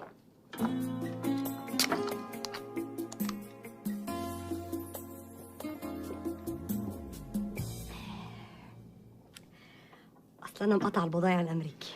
الإجراءات الأمنية بتحمينا من الإرهابيين اللي ممكن يفجروا السفارة. إرهابيين إيه بس يا باشا؟ إحنا الشعب بتاعنا شعب طيب وغلبان قوي، قلبه أبيض زي البفتة. تعرف البفتة يا باشا؟ وبعدين انتوا هتتنوا تقولوا علينا إرهابيين، هنقول عليكم ظالمين ومفتريين. أنا رأيي يعني إحنا نشيل ده من ده يرتاح ده عن ده. أنت ما بتسمعش مي كساب؟ قولي لي أنت بقى بروفيشنال في قص الشعر؟ لو مش مصدق تعالى نوريك، وانا نهزر في كل حاجه. الله الهلاقه. اوكي، هبقى اشوف الاجنده وبعدين هبقى ابعتلك. بس حضرتك برضك لازم تبقى تقولي عشان انا كمان لازم نشوف النوتة بتاعتي المفكرة الميمو. فاهمني ولا ايه؟ ايام منا فيري بيزي وومن. قال لك شخصيا ان انت اللي هتحلقي له؟ والله العظيم يا عم نوفل قال لي اني نحلق له والله. لا اكيد عنده حلاق امريكي هو اللي بيحلق له، بيهزر معاكي. هي العالم اللي زي دي بتهزر يا عم نوفل؟ اللي زي دول بيضربوا في المليان على طول. السلام عليكم. اهلا يا سعاده الباشا. انا جاي افهم الانسه منى ان وضعي ووظيفتي الامنيه بيحتموا عليا اكون شديد شويه عشان اعرف اسيطر على الوضع الامني. طب ما علاء بيه برضك في نفس وضعك، مع ذلك يعني بيعامل الناس كويس. خلاص بقى يا منى، مجدي بيه مجيته غاليه علينا والمسامح كريم. قولي لي اتكلمت في ايه مع السفير؟ لا سعاده الباشا، دي اسرار سياسيه عليا، وانا مش مسموح لي لا نقول لك ولا نقول لجنس مخلوق عنها. سامحني، بنقول لك امريكا وانا بنقول لك طنطا. لا بقى انا لازم اعرف. ليه لازم يا سعاده الباشا؟ عموما يعني ما تقلقش، احنا مهما كان برضك مصريين زي بعض، وما يصحش ان احنا ننشر غسيلنا قدام الغربه. انا بحيي فيك وطنيتك. مش قادره نصدقك، مش عارفه ليه. طب اعمل لك ايه بقى عشان تصدقيني؟ تقعد نحلق لك. ليكي عليا ابعت لك كل حراسه السفاره يحلقوا عندك. ماشي.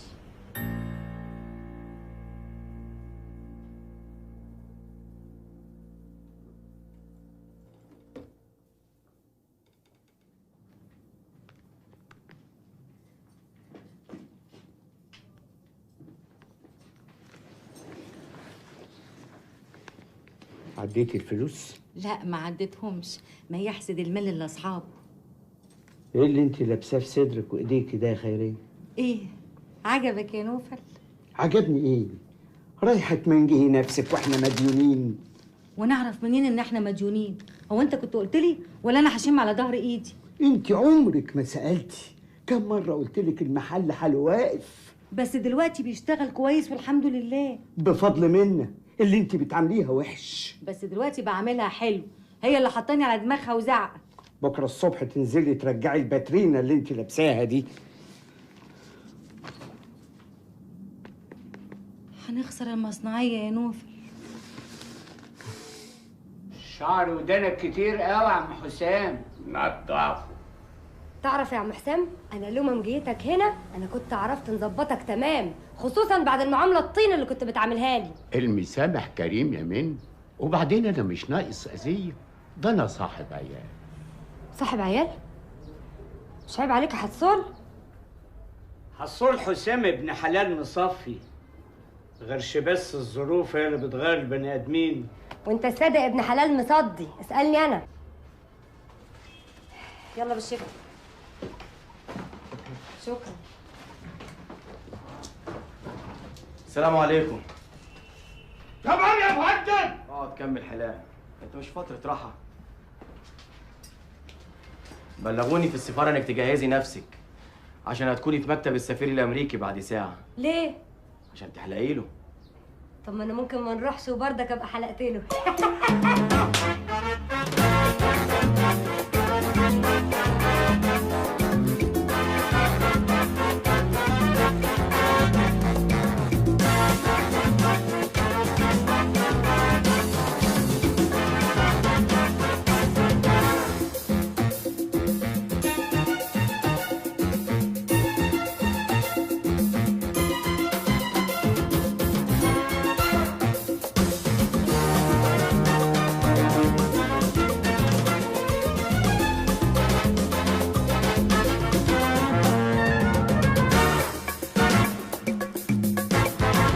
اظن ما فيري جود. ها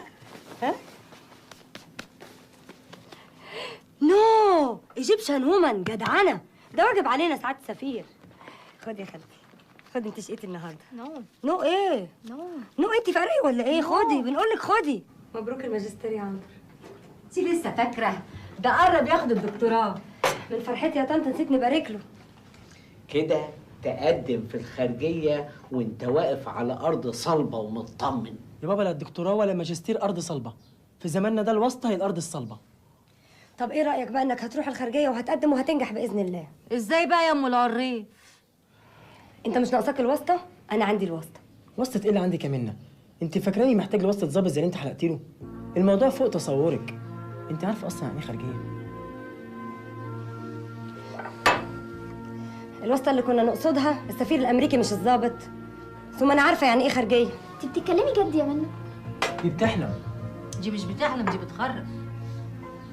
سيبني نحلم، مش هتخسر حاجه. تصبحوا على خير. اهم حاجه تجاوب بثقه وما تترددش في اي سؤال يساله لك. مش هيساعدك غير لو حاسه ان انت تستحق فعلا تتعين في الخارجيه. ربنا يخليك يا منى، متشكر جدا.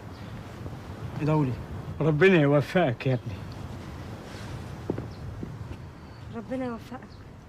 وهي عامله ايه دلوقتي؟ ومنها وين عليها الوقت؟ مش عارف. قولوا لي لو في صالحها اروح لها وصالحها. حد يرد عليا. ظالمها وقلبي جارحها. يا معفن اجلها ولا مش دلوقتي؟ دلوقتي يا بؤبؤ مخك خف من كتر قعدتك مع المساجين ولا ايه؟ عم بيجو، هي لما اتصلت ما قالتلكش هي فين او حتى سابت عنوانها؟ هي مين؟ خالتي مديحه، بس بنحبها قوي يا عم بيجو. تعرف انا ما بنحلمش في حاجه في الدنيا دي غير اني نتجوزها.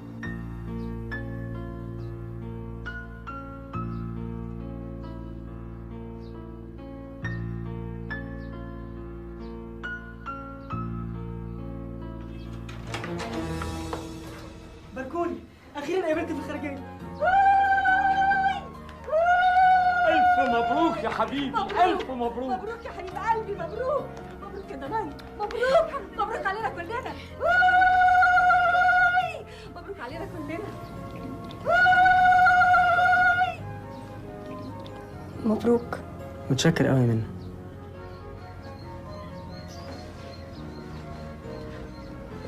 نوفل انت بتعيط؟ مش ده اليوم اللي كنا مستنيينه؟ ابنك بقى موظف قد الدنيا في الخارجيه. مش مصدق نفسي يا خيرين. احمدك واشكر فضلك يا رب. ايه يا جماعه؟ ايه لازمته العياط ده بقى؟ لا فرفشوا كده، خلونا نعرف نحتفل بالمناسبه السعيده دي. مناسبه حلوه دي انت السبب فيها يا منى. الحق يتقال يا منى. صحيح انا ابني مجتهد ومتفوق، بس لولا اللي عملتيه معاه ما كانش وصل للي وصل له. اخيرا يا طنط رضيتي عليا. لا انا راضيه عنك من ساعه ما دخلتي بيتنا، ولا هتنكري؟ لا انكر ايه؟ انكر ايه الله يخليكي؟ لا ده كان يتقطع لساني.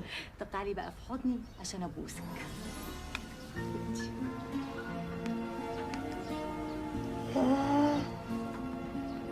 انت حضنك حلو قوي يا طنط. نوع عايز اخلع غطيني، عندي ميعاد مهم قوي. مع مين؟ ميتاب. تاني يا عمرو؟ مش هي برضه اللي كانت منفضه لك؟ اتصل بيا وباركت لي، عرفت نتيجه لما انا اعرفها، وهي اللي عايزاني النهارده انزل اقابلها. طب انا هننزل نجيب جاتوهات وكده عشان نحتفل.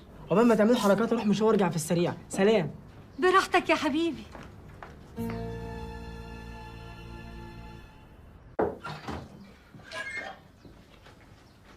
مالك يا نهى؟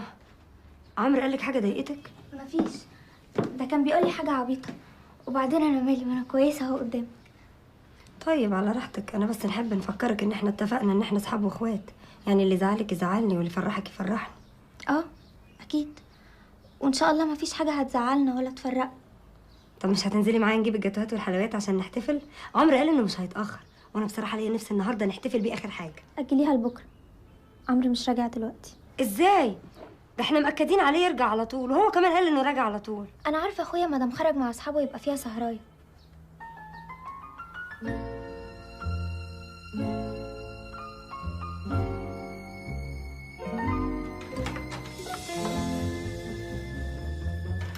مساء الخير.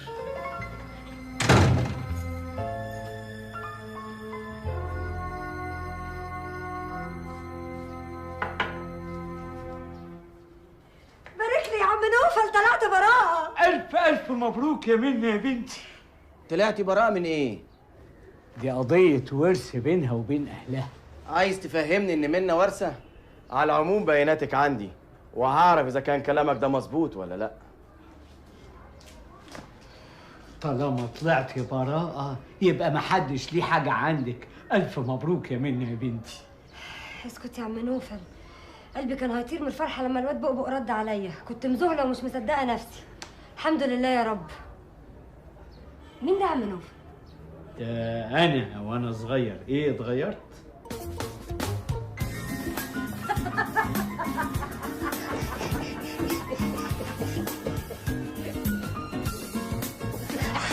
بابا عايزك موضوع لو سمحت. ما تتكلم يا حبيبي. إيه هو سر؟ مفيش اسرار ولا حاجه يا بابا، ده موضوع يخصني وكنت مأجل الكلام فيه شويه. ما تقول اللي انت عايزه وتخلصنا، هو في حد غريب؟ عايز فلوس؟ بابا انا قررت اخطب. على بركة الله يا ابني. طب استأذن انا. اقعدي يا منى، ده زي اخوكي. وهتخطب مين يا عمرو؟ واحده كانت زميلتي في الجامعه.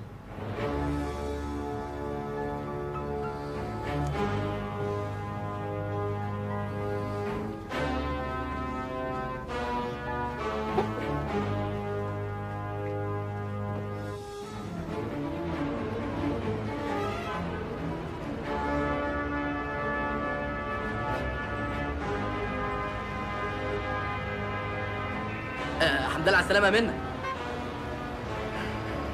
ورب الكعبة ليكي وحشة. عجبتك الشقة منى؟ اهي زيها زي اي شقه مفروشه. طب طمني عليك، قولي لي كنت بتاكلي ازاي؟ بتروحي فين؟ بتيجي منين؟ بتقعدي مع مين؟ ايه لوك لوك لوك لوك لوك، اعمل لك قفله بقى. عايز نطمن عليك، انا من ساعة ما خرجت براءة وانا هنتجنن ونشوفك. اوعي تكوني بعتي نفسك يا منمور. يبيعوك في زنقه الستات بنص جنيه. عايز نطمن عليك يا منى وانت مش عايزة تحكي، نعمل ايه؟ تسكت. اخبار عمامي وعماتي ايه؟ كل واحد فيهم مأجر له شقة بالشيء الفلاني. بعدين دول ما يستاهلوش انك تسأل عليهم اصلا. ازاي بقى؟ دول مهما كان برضك اهلنا. اصيلة. امال انا عايز نتجوزك ليه؟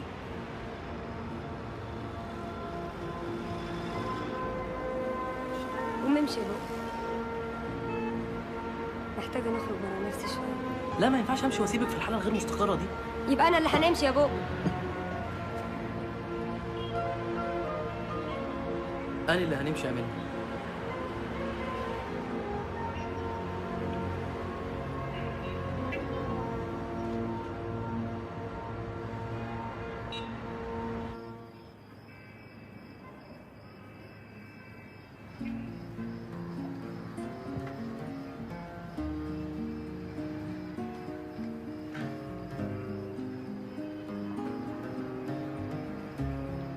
ممكن افهم البنت اللي اسمها مهتاب دي عاجباك في ايه؟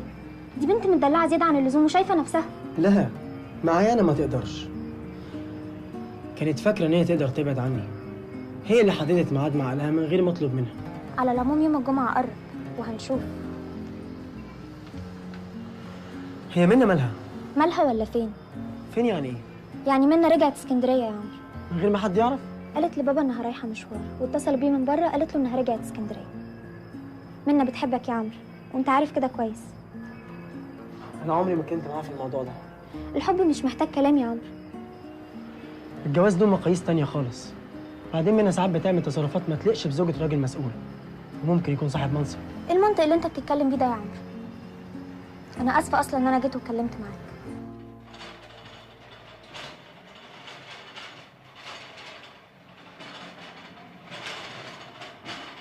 وانت بقى يا استنوفل ما حاولتش ليه تشتغل في شركه او في مصنع؟ وخصوصا ان في بدايه حياتك كان عبد الناصر فاتح القطاع العام على اخره. وهتكلم في التاريخ ولا في الخطوبه؟ الحقيقه يا دكتور صلاح، انا من صغري وانا بحب الحلاقه واحكم على اي بني ادم من قفاه. كنت اخدتها هوايه يا عنكل واشتغلت في اي شغلانه تانية تكون محترمه. مهنة الحلاقة اللي حضرتك شايفاها مهنة مش محترمة هي اللي خلتني ادخل كلية الهندسة وخلت عمرو اخويا معاه ماجستير علوم سياسية ويشتغل في الخارجية. سوري انا ما قصدتش اللي انت فهمتيه. والمدام بقى بتشتغل ايه؟ انا ربة منزل، يعني ست بيت يا حبيبتي. وما اشتغلتيش قبل كده؟ جرايه يا مدام، احنا جايين نجوز ابننا ولا نقدم على وظيفه عندكم؟ ماما لو سمحتي خلينا نتكلم في اللي احنا جينا عشانه.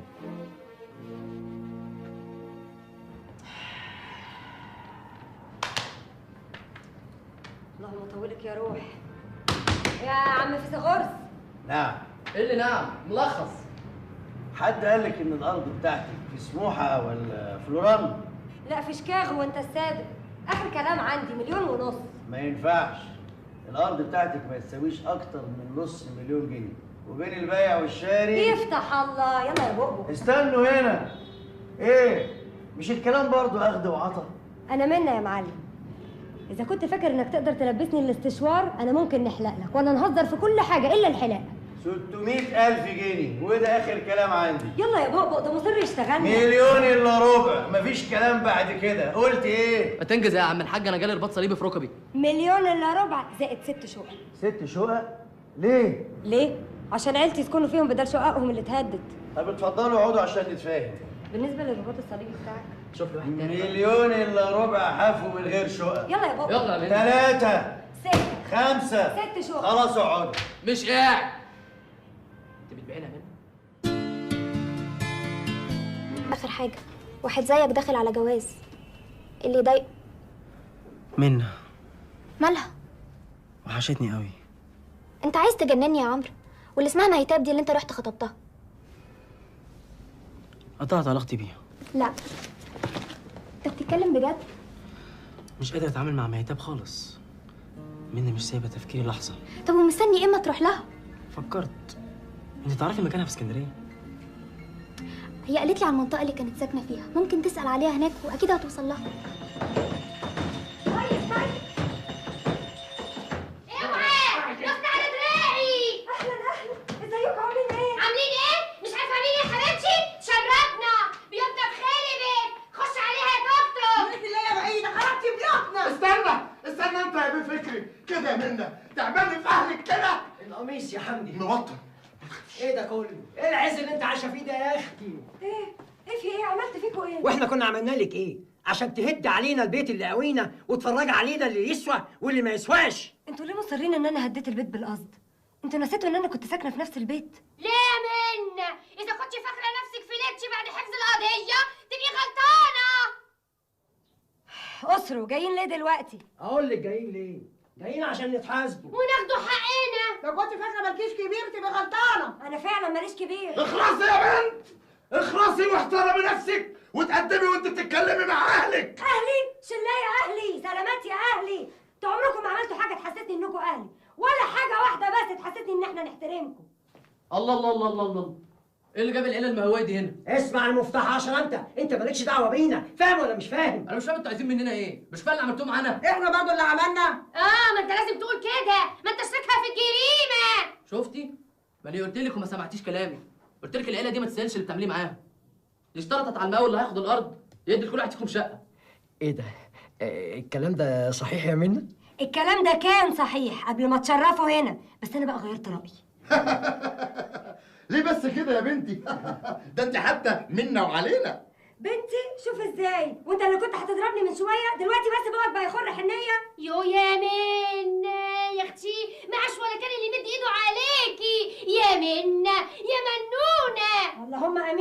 مش عمك كان هيضربك وانا حوشته؟ شوف ازاي. طب يلا بقى هونا، خلاص المولد اتفض. احنا تهزقنا. مش قوي مش قوي. ياي، وهننقل امتى في الشقه يا منى يا حبيبتي؟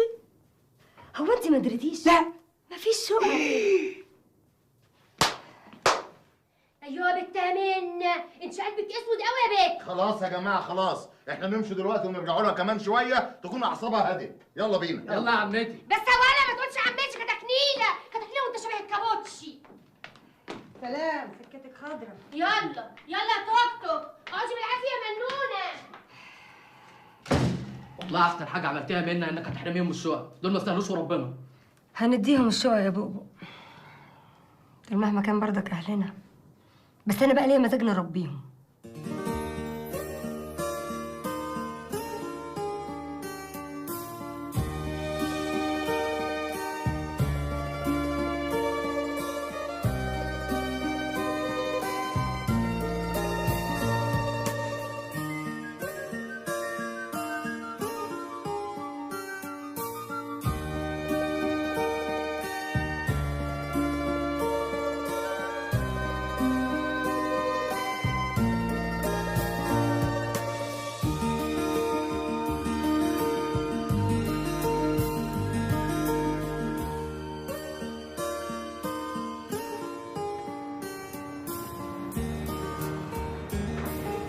السلام عليكم. وعليكم السلام ورحمه الله وبركاته. هي دي ورشه لسه بوبو؟ وانا اللي وسط بوبو.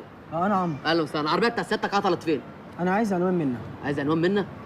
طب تليفون؟ ليه؟ بصراحه انا عندي معرض في مصر وهي خدت من عندي حاجات وعليها كمبيالات. 012 367 4345. السلام عليكم.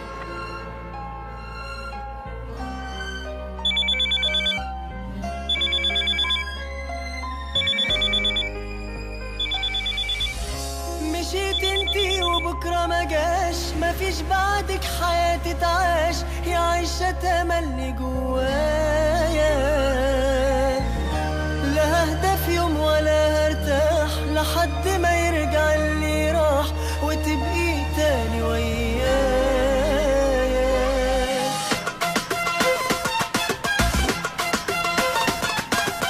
قولي عاللي يرضي قلبك وانا هرضى، مش هتبعد بينا غلطة، والنهاردة جيت وجايب قلبي ليكي ما بين ايديا. راح كلامي مني فين اول ما شفتك، كنت حالفة لك وناوية اشكيك لقلبك، بس حبك نقطة الضعف اللي فيا. بحبك